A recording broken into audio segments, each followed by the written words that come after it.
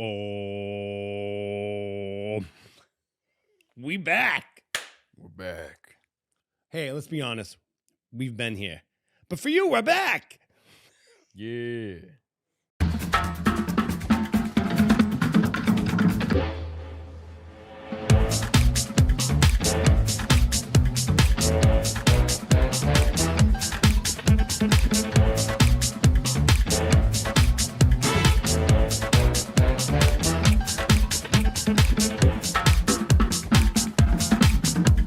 Today, Right now, we study Marcus Aurelius. Marcus Aurelius. You know, I had to watch Gladiator 3 times to get in the vibe of this particular subject matter. I believe you. I know it's not historical fiction, but it made me connect. Welcome back to the Gentleman's Sitdown. We are an untraditional podcast. Trying to be traditional gentlemen. I am Ceterius Lemitius. You can follow me on Instagram, links in the description. And I'm Joshua Callahan. You can follow me on Instagram and links in the description. Yes. Today we'll be covering, of course, Marcus Aurelius. Roman Emperor. One of the The five Roman great Empire. Yes, one of the 5 great emperors. Let's explain what this is. Why this? Why we're not historians. No. We're not going to put on our reading glasses. No offense against reading glasses. I'm just saying we're not going to put them on and open a book and talk about the historical facts of Marcus Aurelius. Why are we talking about him, Siderius? We're talking about Marcus Aurelius. Yeah. Because Marcus Aurelius, to us, is a very intriguing historical figure. And we like to kind of just analyze him, review him, Yeah. study from him. Isn't that what gentlemen should do? You know? Use examples of people who've had a life well lived or have made a mark somehow and kind of like, I like that. Don't like that. I wish I could do that. You know what? I won't do that. You know. We're pretty much going to put Marcus Aurelius up for review and see what we would like to emulate from the man and what we would like to learn from what we think are mistakes from the man. Yeah. And with this Everybody should do this in their life. I mean, I think we all do it, but if you're not aware that you do it, you should become more aware that you do that, which is take on the examples that are worthwhile to you and push away and repudiate the examples that stink to you. True. And, you know, hey, this guy had a life. Maybe some people studied him in history. And again, we're not going to go through the whole life works tit for tat, but we might, you know, scroll through his greatest hits of accomplishments and, you know, impacts. One of which is the Meditations. He wrote like a journal of sorts called the Meditations. Now, he was only doing that from himself, but then people thought, whoa, there's some good shit here. Let's publish this and bring it to the world. That often happens with ancient historical figures. It's true. He did not write the book. There's also rumors that he was writing this journal. He didn't publish it, but he wrote it. No, he never published it. He never planned for it to be published.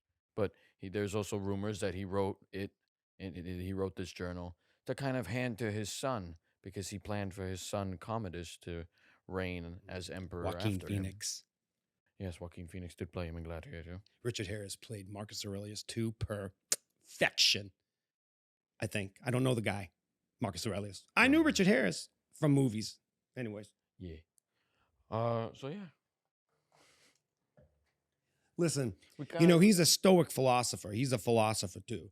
And a lot of the Roman emperors and people of that time, they took a lot of stock and they valued the words of the philosophers. And they were like almost like gleemen or like, you know, people who go around telling stories and they were, you know, as Romans do, wearing robes and doing like theater, but they would just sit down and talk and people would gather around and listen to them.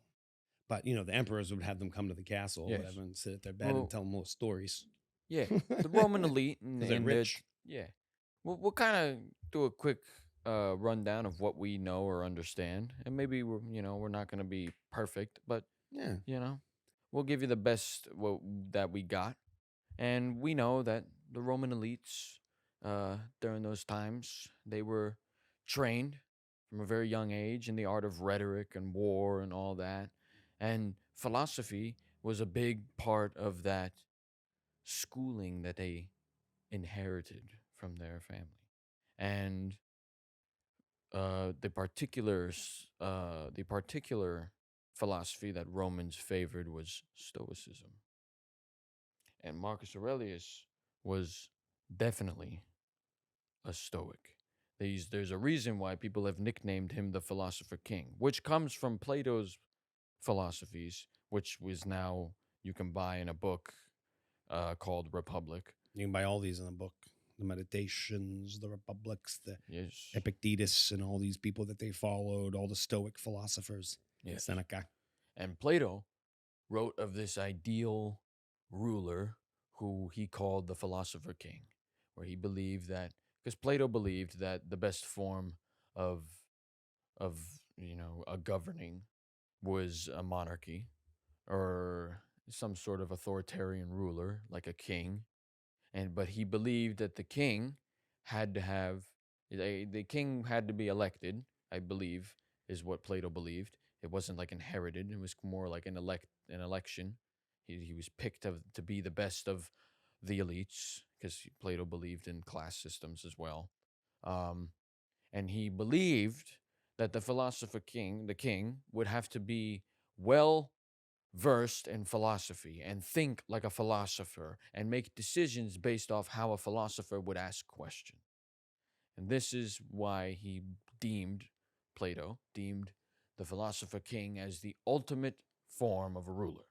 And Marcus Aurelius received that nickname, the philosopher king, because he's probably history's best example of Plato's, probably the only example. He's history's, Mm. from what I understand, history's best example of a ruler who acted like Plato's philosopher king, or tried to at least. I think a lot of kings too in medieval era and other eras try to say they are. They try to change the history books. Yes. But the fact that this man wrote the diary, it's called the Meditations, meant that he was doing it for his own edification, his own reflection initially. Whether he was going to share it with his son and at least, then that's another thing to we don't know. He doesn't say that in the books. But what he does is he reminds himself of things that he heard from the philosophies that he was taught. And he created his own quotes and lists, his lists again. Before we dive deep, I'm hoping that this would become a regular feature of our podcast where you can expect Yes. it's kind of this like kind of glance at a person who has impacted society, whether positively or negatively, from pop culture, history, or current days, or Yeah, that this was that this. you can get some edification, get something from it to help you decide if you're going to emulate and repudiate or whatever and follow or just. And we'll give you our verdict at Mhm. the end. We'll tell you what we think. Yeah, Like, this was our you go goal. on your journey. This was our goal, and we picked Marcus Aurelius to be the first example. But this was our goal, was to bring an historical figure in, because I'm a big history fan, and I I'm a know that fan of you. history because we learn from our past, and it's existed. It's there. Yeah, Like you can't change it. yeah, You may not know everything about it, but it's there. I love history. I don't know everything about it. And you talked about Plato and the philosophers. I've had experience and run-ins, and I believe my belief is the things that I learn from when I uh, encounter historical figures, facts, or whatever, they will stick with me the more I use them. And then I know it's there as a reference history. So if I run into a problem like, I can't crack this code, I can't figure it out, I go to the history, I go to the philosophies, but I don't know everything about all the philosophies. Now, I don't want to yeah. say anything that gets it wrong, but No, I mean I don't know everything either, but I know what I know. I'm not saying you know everything. I'm just saying, or I don't know everything. I'm just saying we're not going to present you. We're going to present you some facts that we do know, and then you go on a journey if you're Yeah, interested more. we're gonna give you our assessment of historical figures that have inspired us, whether either as individuals or both of us as that we agree inspired Yeah. us, and we want to just be like, hey, let's take a look at this person's character, their life, what legacy they left behind, and let's see what we can use to make ourselves into better, wiser, stronger gentlemen. Yeah. That's our ultimate goal, to do a character study of the historical figure as best we can. We're not historians, we're not digging too deep, but we're digging deep enough to get a good idea what this person what this person's life was like, and Yeah. carry on with that. I think you get it. Yeah. That's what we want to do. Hope you like it and enjoy it. So we kind of like talked a little bit about his life. Now, he was a Roman emperor, right? He part of his life, he wanted to live like this philosopher king that you talked about, but his whole like time in office or as emperor was plagued by a plague and Mhm. wars, constant wars. This was like towards the Mhm. end. He didn't know it at the time, but toward the end of the Roman Empire. But he was like one of the last like really good emperors that He was gave quality. he was the last. There was Uh, there's written Commodus did down. take over and become emperor after him. No, no, no. What I mean by the last is he was labeled as one of the five great emperors of Rome, and the last Oh, he was the 200 years, last of those five great he was the emperors. last of the five great emperors, and he's the last good emperor. Cassius Dio is kind of like a Roman Hmm. historian from that Sounds time. like a heavy metal singer. Uh, Gassius Dio. Cassius, yeah, and he wrote that the 200-year, Pax Romana is what they called it, which was like the golden era of Rome. It was like the 200 years from when Augustus first became emperor, and up until Marcus Aurelius died. That was like the gold. That was Pax Romana. That was the golden era of the Roman Empire. And then he said Rome went from an empire of gold to one of iron and rust. So he believed, well, it's kind of there. We should read the history. Right, Cassius Dio is a guy after the Roman Empire looking back on it. No, no, he's a Roman historian. So he's kind of in the midst of it after Marcus Aurelius. Oh, and he was And looking back and saying how this was the Pax Romana. yes. And then he was saying how Rome, and it's true when you study the history, Marcus Aurelius being the last of the five great Mm-hmm. emperors, nothing there's no emperor after Marcus Aurelius that was able to match the same kind of success that Marcus Aurelius and other emperors before him were able to achieve And for he was Rome. a co-emperor when he took over too. When he first started, yes, he, And he he died. The other guy died because of the plague or something. yeah, he got Severus or something. yeah. And that's great. The plague we're talking about is called the Antonine Plague. There it is. I asked you about that the other day, and I didn't meant to look it up. The Antonine. Yeah, the Antonine Plague. And this happened when, because there was this, okay, so there was the Roman Empire and the Parthian Empire. And in between the two empires was the Kingdom of Armenia. And they kind of, it was the buffer kingdom between the two empires. And of course, being the two empires being two empires, they wanted to place someone in charge of the king of Rome of Armenia that would benefit their empire. It was like an extended ally circumstance, and like they kind of are in control, but without having to conquer or claim the territory. See what I'm saying? So, of course, eventually Rome puts their king up, but they kind of establish a king for Armenia, and they kind of favor Rome, and they give Rome the edge over Parthia with the trade and whatever. But the Armenians, of course, retaliate. And what happened is they went in and they killed the king of Armenia, and I think he was the emperor of Bastards. yeah, and I think it was the emperor of the Parthians.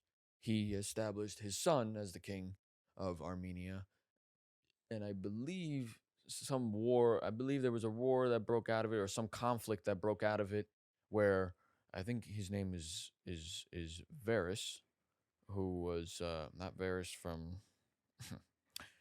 Game of Spartacus. Thrones. No, Oh, Game of Thrones. Varus. Oh, yeah. Talking about Varys, Broad strokes. Broad who strokes. who was the adopted brother and adopted brother and co-emperor with Marcus Aurelius. Uh, he went there to kind of oversee the conflict. He was stationed in Antioch, and allegedly he got sick there. And I guess that's where he met his end.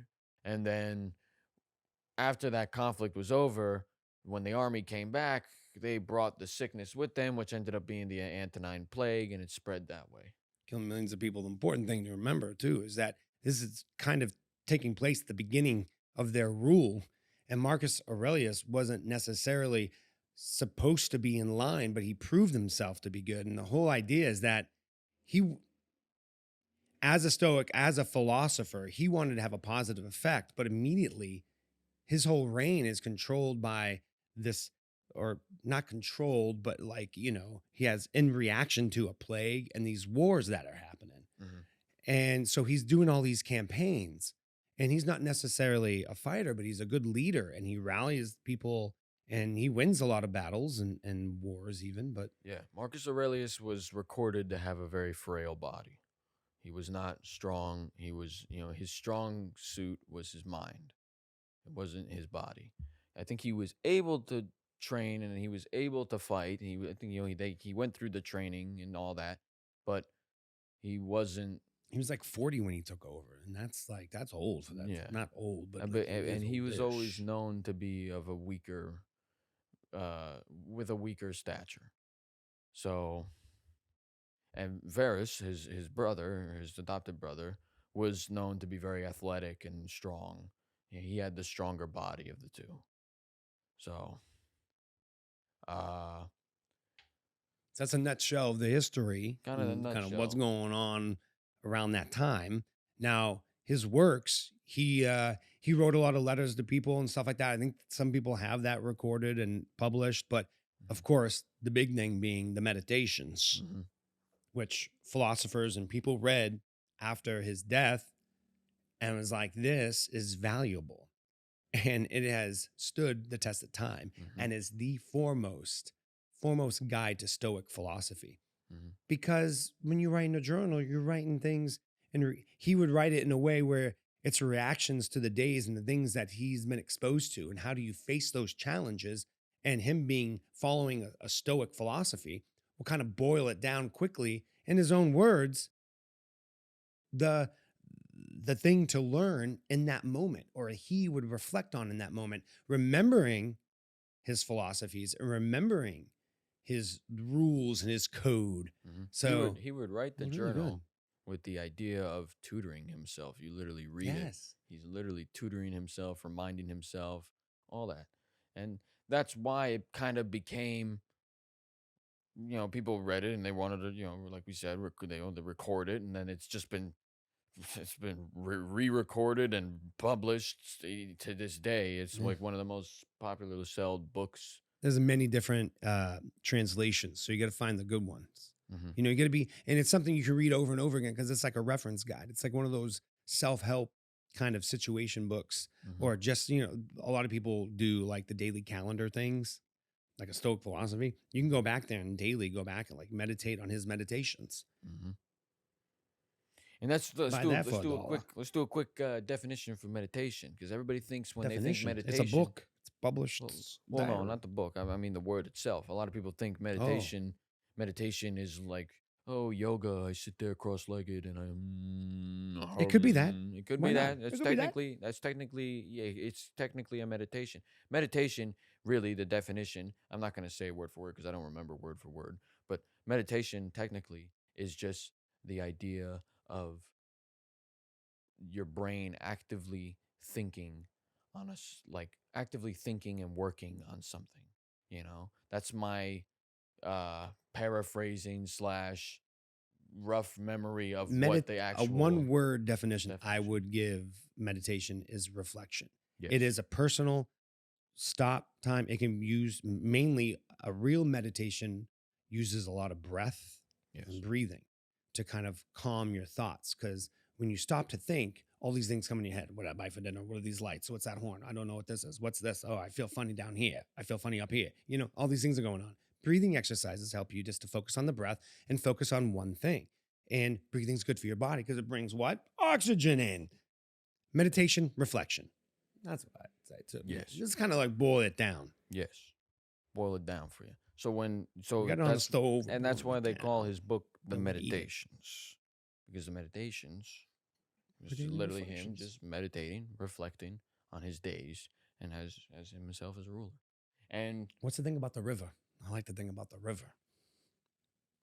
well, he has a I don't know how it goes, but he stepped in the river and it's like this is the first time I stepped into the river. Even if you step into the same part, the idea is that the river is constantly flowing. yeah. So it's always different. It's always different. It's always It's a always fresh changing. river. I love it. Yeah.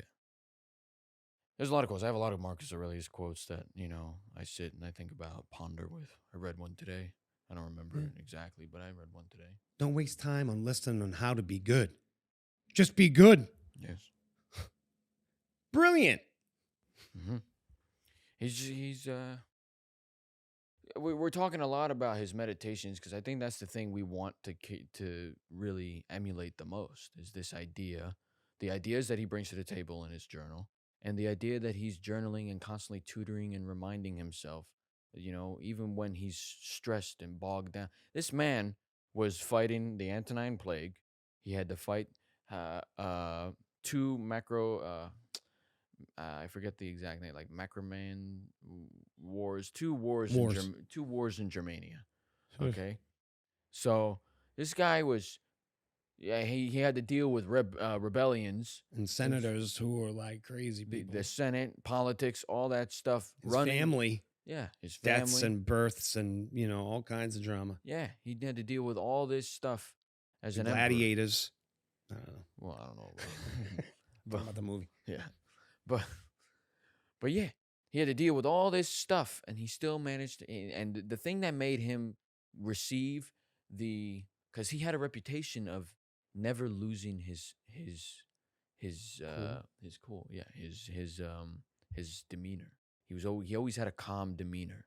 And like that was the thing that was recorded about him, was he was always calm. Even when bad news was delivered to him or someone failed to do something, he was always calm. He was stern, and he was, he put the foot down when he needed to, but it was always in a calm way, in a calm demeanor. And that's something, you have to, we talk a lot about his meditations. It has a lot to do with why he was able to maintain that for so long. Was he journaled and he constantly tutored himself. He always thought about these things and reminding himself of the philosophies that he learned and and in stoicism, he's obsessed with stoicism and how he wanted to really achieve being a proper stoic as well as being the emperor that he was kind of forced to be, because we talked earlier a little bit about how he kind of like earned his reign. It kind of came to him too in a weird convoluted way too. It kind of just fell on him, like he earned it. Like he ended up getting it because he earned it. And he's actually, Marcus Aurelius and Verus are actually the first in Roman history to do a dual emperorship. They've had triumvirates, but never a two-person thing. Well, the triumvirate was never like ruling Rome. I mean, technically you could say they did, but they never actually ruled Rome. There was kind of just an agreement between the three most powerful people, which was Caesar, Crassus, and Pompey. It was kind of like an agreement, like, oh, I won't mess with this if you don't mess with this, and and then they kind of just ran Rome because of all these agreements they had, and because they were the three most powerful. But yeah, don't mean to ramble, but kind of just to give you an idea. So yeah, Marcus and Verus were the first companion co-emperors together. And one thing that I wanted to actually say, I didn't get a chance to say, was that talking about emulating somebody, you can emulate the person based on their life, but when they leave a guide for you, which is what the meditations was, that's why it's really useful. It makes this whole idea of like, if I'm going to find someone to kind of emulate, it's really useful if they have written down or a tangible list of like ideas to become the person he aspired to be himself. So in his journey to becoming the person he wanted to be, he wrote some of those things down that we can use today. Mm-hmm. And the fact that we're in 2021, 2020, whatever, 2020s, we're in the second millennia. And this was like the beginning of millennia. like the 170s AD ish. Mm-hmm. I mean, he was king from like or emperor 160 to 180 when he Yeah. died, but still, that's like 161 to 180. That's 19 years. That's not too bad. And he was writing the meditations when he did these campaigns that you were talking about. Mm-hmm. So go ahead. Yeah. So one of the first rules by two people, and They were the first give me the co-emperors of lesson. Come on, Rome. I'm taking notes. Yeah, yeah. They were the first co-emperors of Rome. Um, but everybody believed, the point I was trying to get at was everybody kind of, he was the one that had the official title, which I forget the title, but everybody knew that Marcus Aurelius was the one that was truly in charge. The head. Yeah, he was the The other head. guy was the body. Then he Yeah, died. The yeah, body died, yeah, but the head remained. yeah. Then the head died. And then he ruled solo after that. But yeah, I just wanted to say that real quick. Was I think you talk about how he's an even keel person, so people believe that recorded him or talk of him. We don't know yeah, we don't know. per se, but it is believed, and it makes sense. One of the things in meditations is that list, because Stoics don't believe you should necessarily get angry. Mhm. Why get angry at something? That anger is more dangerous than the thing that's bothering you in the first place, which is fireworks. Yeah, So we had a list about its nature, it's the way things are supposed to be. It's like when faced with anger, check it out. It's really good. yeah. Because in Stoicism, yeah, it's believed that like what's not in your power to change, or if something already happened, it wasn't in your power to stop it. It happened, and there's nothing in your power now for sure. Whether there was before it happened, if your power to prevent it, Basically, it there's no doesn't time matter. machine. Yeah, No time it machine. doesn't Can't go matter. back. The thing happened, so there's you don't you. The only thing that you have the power to do about it is how you react to the situation, and you'd rather react to the situation calmly and then calculate how you want to maybe rectify the situation if you can. Work within, basically, Stoicism is work within the power that you have. If you have the Mm. power to do something, then you do it. If you do not, then you don't destroy yourself mentally or physically trying to They have a do something code. about They it. have a code of virtue and justice. They believed in these things. Very important to them. Yes.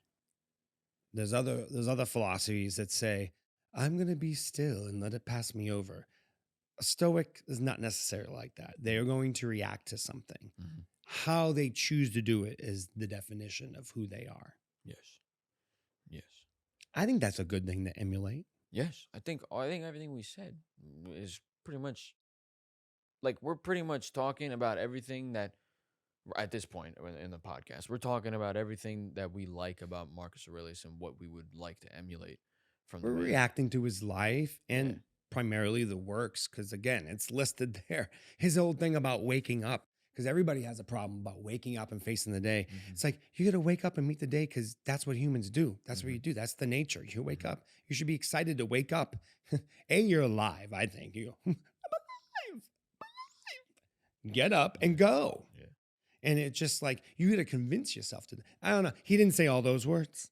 Yeah. But I he's think. in there saying, like, Yeah. get up and be human. Yeah. That is the work of the day. Yeah. I get to be human today. Yeah. I think that's the exact quote is like when you're sitting there in your bed sheets, think to yourself, is this what my life was meant to be? Is this what my purpose was? Or The you know, warmth of the bed sheets. yeah, the Yeah, he warmth of goes, this yeah. bed sheets. Yeah, it's like, or no, like this is not. 'Cause it feels This, good to be yeah, warmed up and, yeah, you're like, swaddled up in your blanket. And like, yeah, it's too cold out. yeah. And he says This what is my you purpose. said. My Yeah, purpose to be warm and coddled and swaddled. yeah. But The purpose is to do. the purpose is to get up. Carpe diem. Latin. Seize the day, Seize the baby. day. That's what they believed in.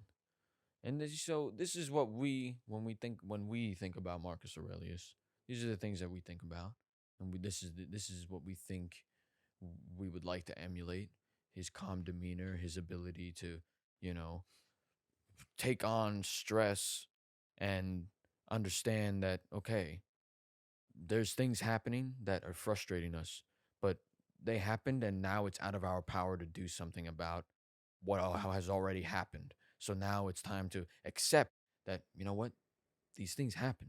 Yeah. Now we need to choose how to react. Your choices define who you are. Your choices are what you can control. Yes. Essentially, how you choose to react to something, what you choose to say the very next. Those choices happen in an instant. You Hmm. don't think I regret some of the things that come out of my mouth all of a sudden? Hmm. It's instantaneous. Yeah. It's natural too. So it comes with an exercise. You know, that instantaneous thought happens that way after an exercise of just wanting to say the right thing or the funny thing or the correct thing, or wanting to react well to something that you are faced with. Just the desire to want is a start. Then you got to study. You can study the Stoics and you can study Marcus Aurelius' The Meditations. And then before you know it, you're reacting and making choices based on, a thought pattern or wanting to do better for you or whatever you're facing against. So we talked a lot about what we like about Marcus Aurelius and Oof. what we would like to emulate. But is there anything that maybe you dislike about him? Yeah, that he doesn't have like an Instagram that I can follow Yeah. stories and kind of look and say, hey, were you really that guy? Or are you just saying you're that guy? Because journals can be like a comic book. I'm going to write my own stories. I'm going to rewrite my narrative. It's true. And he's just saying good things. Is he plagiarizing Epictetus and all these people? We weren't sitting down around the rock when they were philosophizing. We don't know if he had people come to his house and tell him his little philosophies. So I get suspect. So when we talked about Marcus Aurelius, here's the thing. Yes, historical figure, and you can't change history, but what can be affected negatively is how people choose to translate that history, right? And you only know enough about the man based on what has lasted through somebody else's eyes of that man. They may be gassing us about it, and they may be gaslighting us. Maybe all the Roman emperors were like horrible people. We don't know that. But we have a book. We have something that we read, that we can read and judge for ourselves, that's tangible. Ooh, these words go into my brain. Something happens. I do something based on these words, and I know it's a positive or a negative, which is something he says about, being good, and right from wrong, virtue. People who don't, they are not Stoics. That is a different breed.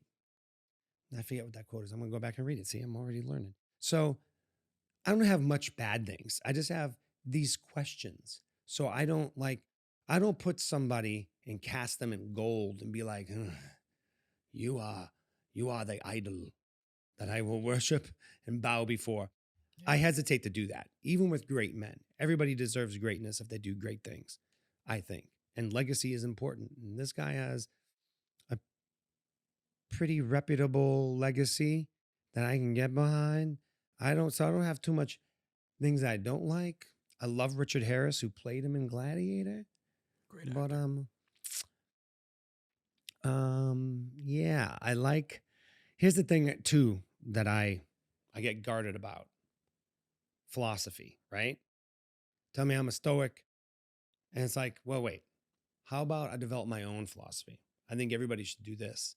I don't think they follow some code. That's a start, but you use what you use in your daily life, because we're not. I mean, we're faced against a pandemic, maybe equals to the kind that he had to face. Can we use some of these teachings to help us be better people? I think so. But we weren't faced with everything that he was faced with. I mean, we have cars now. We have these little smart devices. We can access daily stoicism.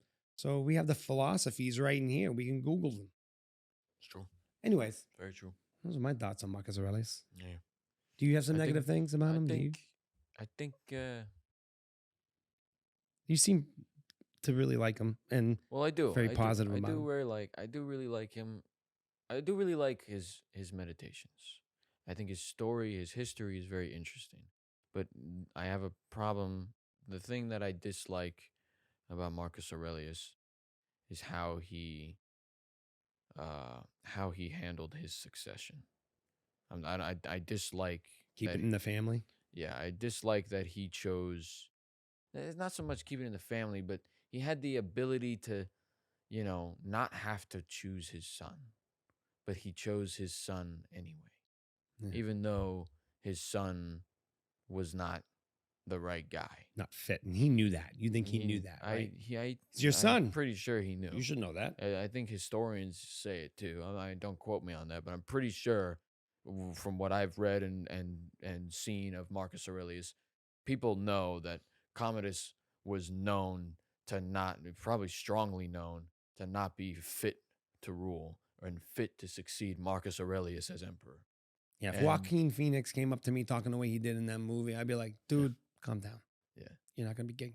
And it tells me a lot though. It tells me a lot about Marcus Aurelius's character. It tells me that he cared a lot about legacy, because if he really wanted to fight that hard to make his son be the successor of his of the empire, then that means he cared about the legacy that he was creating from his rule, you know.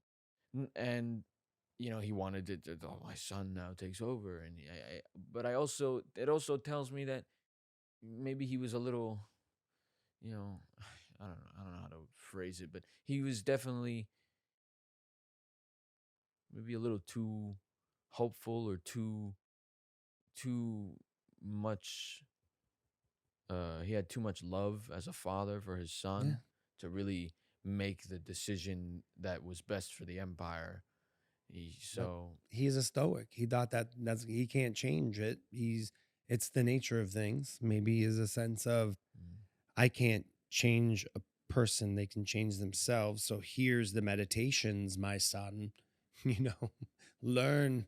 yeah, Like I'm not long for this world, but learn from it. And that's why building up somebody is really difficult, because you don't know the problems they were faced to distract them from what they really wanted to be like. hmm, He probably wanted to really be away, Marcus Aurelius, but couldn't be that person fully because, well, he had to do things for his country. hmm, He had to be on the battlefield and, hmm. and And campaigns and stuff also that took him away from being with his son. yeah, and Marcus Aurelius too was not like, I don't think he was like thrilled to be emperor. Like, it wasn't something he was. It was duty, Yeah, it was right? duty that really called him to. At least from what I understand, he chose to bend down and pick up the mantle rather than see it as, oh, I'm ascending to the mantle. You Yeah. know. I get that sense too, based on what I know. But Yeah, and I don't think his son saw it that way. I think his son saw it as an power, ascent, ego. power, ego. But I also think his son just was like his father. He didn't want to rule at all, but he was too passionately strong about about the idea of not wanting to rule, that it outweighed his I don't know, any sense of duty that he might have had Mm. for the role as emperor.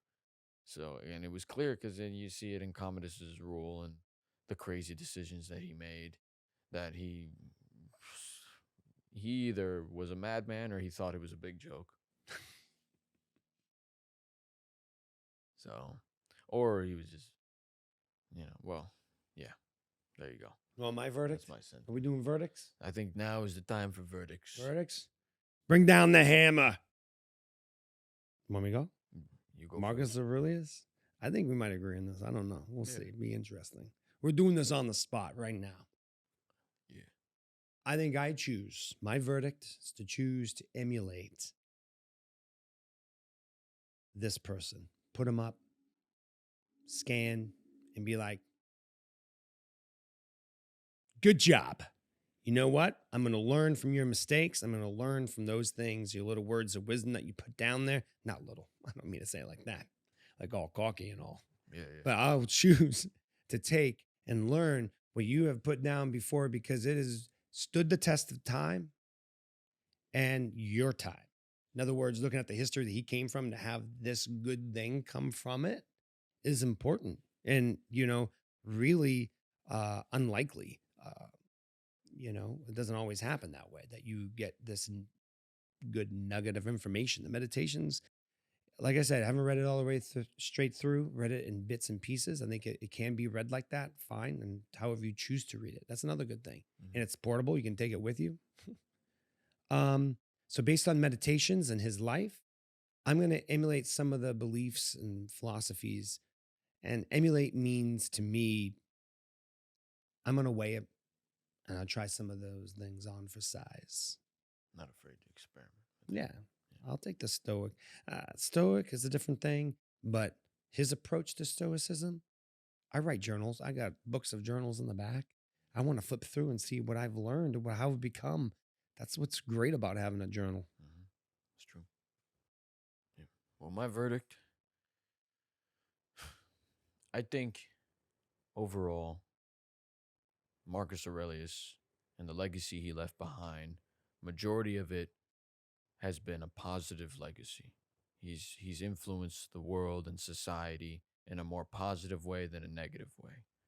So I see him as a man that we should emulate, his successes, emulate the, you know, feats that he was able to accomplish, whether they be physical, emotional, things that he accomplished personality wise, things he accomplished, duty wise, you know, think all these things. I feel like the examples of his character should be emulated, and I feel also that the mistakes that he did make are are valuable mistakes, lessons for us looking back with our hindsight, knowing Mm, what we know. They're valuable lessons to learn and be like, okay, this is something, like yeah, something to consider, strong things to consider. But I think Marcus Aurelius is a man that gentlemen should absolutely. I was just going to say, I think it's valuable for a gentleman to kind of look at that person, feel like they can get some good lessons learned from him. Yes, absolutely. I think it. The sum total of his life, primarily good things come from that. Yes. Positive effect. Yes. I think. I think Marcus Aurelius and his teachings and his life, his story, it helps. It helps a man complete their own package of what they want to Yeah. be as a Helps gentleman. them on their journey What to they become want a to, gentleman. yeah, to be as a gentleman. I think we've come to our conclusion. Have we done, Marcus Aurelius? Yes. This is our first spotlight of mankind, shedding a light on the story and accomplishments of a human who has impacted society. Yes. Who still impacts society. I have been Satirius Lemitius. I've been Joshua Callahan. Links to our social medias are in the description down below.